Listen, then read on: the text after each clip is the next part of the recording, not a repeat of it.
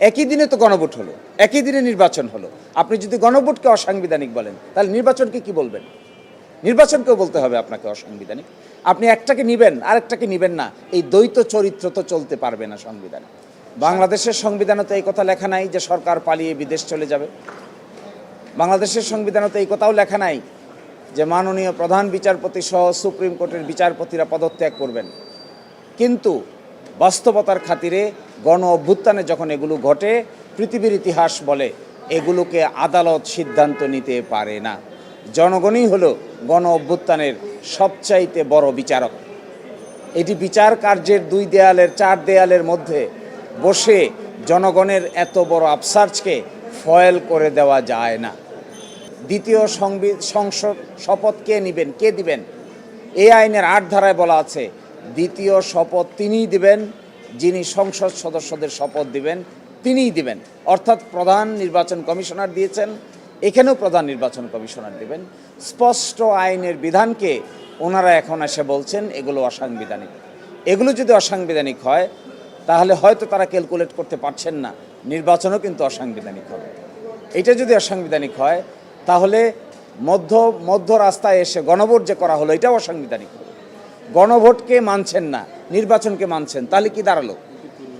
যারা গণভোটকে মানেন না, একই দিনে তো গণভোট হলো, একই দিনে নির্বাচন হলো। আপনি যদি গণভোটকে অসাংবিধানিক বলেন, তাহলে নির্বাচনকে কি বলবেন? নির্বাচনকেও বলতে হবে আপনাকে অসাংবিধানিক। আপনি একটাকে নিবেন আরেকটাকে নিবেন না, এই দ্বৈত চরিত্র তো চলতে পারবে না সংবিধানে। সাংবিধানিকতার দোহাই যদি দিতেই হয় তাহলে ভালো করে দেন। বিগত 16 মাসে 18 মাসে যা কিছু হয়েছে সব কিছু আন্ডান করে দেন। তা যদি করেন করেন, যা যদি করতে চান করেন। একটা গণ অভ্যুত্থানকে যদি ফয়েল করতে চান করেন, একটা বিপ্লবকে যদি নষ্ট করতে চান করেন। কিন্তু তা না করে আপনি নিজের পছন্দ মতো গণভোটের রায় বিরুদ্ধে গেছে তাই এটা মানি না, আর নির্বাচনের রায় পক্ষে গেছে তাই এটা মানি। এটা হবে এই গণ অভ্যুত্থানে যারা জীবন দিয়েছে, শহীদ হয়েছে, পঙ্গু হয়েছে তাদের প্রতি একটা উপহাস।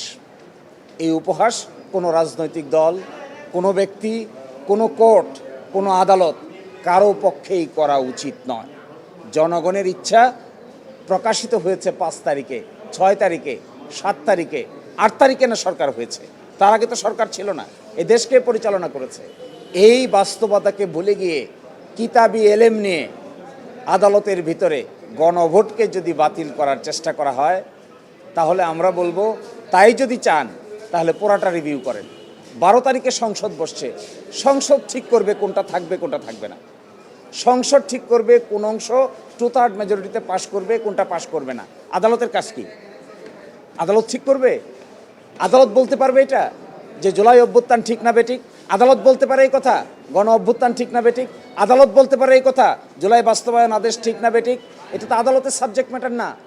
আদালতের সাবজেক্ট ম্যাটার না হয়ে এটি subject matter of the parliament.